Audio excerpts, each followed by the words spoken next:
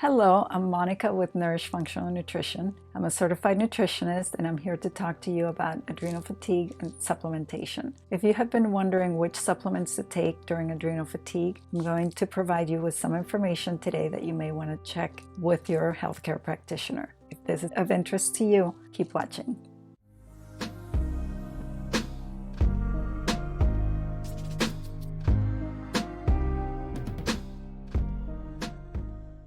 If you're dealing with stress and anxiety and possibly adrenal insufficiency or adrenal fatigue, you're not alone. In my previous videos, I define adrenal fatigue and I give you detailed guidelines on nutrition and lifestyle practices that you may want to take. In this video, I will give you a list of supplements and herbs that you may want to consider. I'm not a doctor, so I need to remind you that this is all for informational purposes and it is advisable for you to discuss this with a qualified healthcare practitioner. In functional nutrition, the first steps to addressing any condition is looking at skills that you can take in order to bring your body back into balance. When you have adrenal fatigue, your central nervous system has been affected and you are out of balance. So we look at 5 areas. Number 1 is sleep and relaxation. Are you sleeping enough? Are you rested when you wake up in the morning? Are you sleeping at least 8 hours a night? Secondly, we look at nutrition and hydration. As I said, there is a video where I discuss this in detail, but the main thing to look at is, are you eating enough food? Are you removing all of the foods that you are intolerant to, you're not digesting well? Do you have any kind of a digestive issue that needs to be addressed? Stress and resilience. This is part of balancing your central nervous system, and we talked about this in a previous video, and I reminded you to make sure that you use the tools that I gave you: meditation, mindfulness, neuroplasticity. These are all things that are going to help you manage stress and make sure that you're addressing those roots rather than trying to put a band-aid over them. Exercise and movement has everything to do with not exercising too much and exercising enough to keep you active and healthy. Exercising every single day is going to get your cells going and it's going to help your mind and your mood be balanced.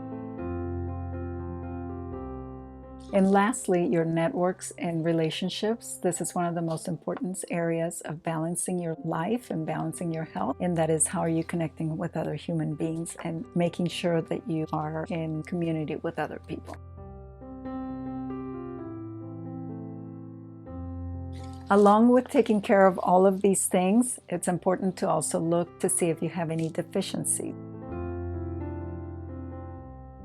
I like to start always with food, and so there are some particular superfoods that I recommend that you look at. If you're in extreme fatigue in phase 3 adrenal fatigue, sometimes you're going to experience low blood pressure. When you get up, you feel like everything goes dark. That is an electrolyte imbalance, and it's important to restore that. A good place to do that is to use some Himalayan sea salt with all of the minerals in it, or Celtic salt. You can add a teaspoon of salt to a quart of purified water, and then take a teaspoon of that water and add it to the water that you drink in the morning, and that should give you some good minerals to get your day started. Additionally, you could use coconut water. That's an excellent electrolyte replacement. It's natural and you can enjoy a glass of coconut water every day, or you can take an electrolyte supplement that should help you balance your blood pressure. In addition to that, a vegetable juice or some combination of vegetables in your smoothies are going to give you enough sodium and potassium. Some of the high potassium foods that I recommend are spinach, Brussels sprouts, bananas.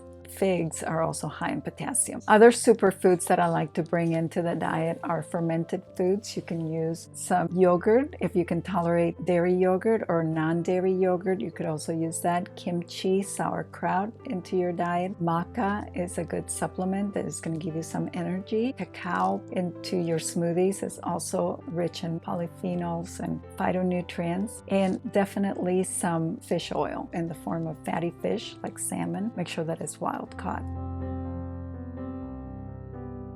When it comes to supplements, the main supplements that I always recommend for people are omega-3 fatty acids, multivitamin if you have been depleted and have not been eating a lot of vegetables in your diet, Making sure that you know your vitamin D levels. They should be between 50 and 80 at a functional range. And if you're not getting that much sunshine, you may consider supplementing vitamin D, making sure that it has vitamin K in it for good absorption. A good B complex is going to provide you with energy and is also going to help you sleep at night if it has B6 in it. And magnesium is a mineral that is necessary for all human beings because we need it for over 300 different chemical reactions in the body. Magnesium glycinate or magnesium citrate, depending on whether you have GI issues. Again, consult your healthcare practitioner on that. And vitamin C is vital for recovering from adrenal fatigue.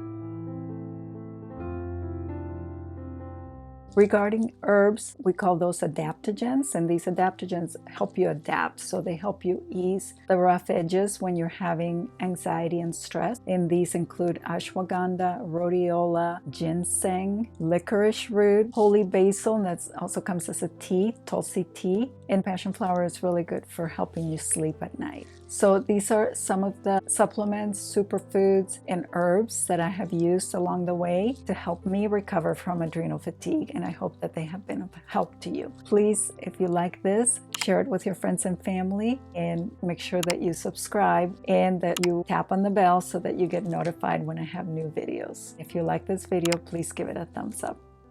Thank you so much.